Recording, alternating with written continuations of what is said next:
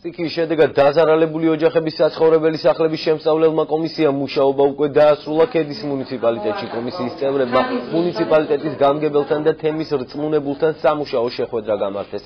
შეხვედრაზე ამ დროისთვის არსებული ეკომიგრანტების სია განხილეს და 38 დაზარალებულის მდგომარეობა შეაფასეს. გეოლოგების დასკვნით უპირატესობა პირველი და მეორე კატეგორიის ოჯახებს მიენიჭა, თუმცა კომისიის წევრები სიაში ცვლილებებს არ გამორიცხავენ. საბოლოო პასუხები ერთ კვირაში გახდება ცნობილი. კომისიისგან შერჩეული ოჯახების საცხოვრებელ ბინებს ქედის სოციალურ სახლში მიიღებენ, რომელიც ყოფილი პოლიკლინიკის შენობაშია განთავსებული. სოციალურ სახლში ეკომიგრანტებისთვის 53 ბინაა გათვალისწინებული.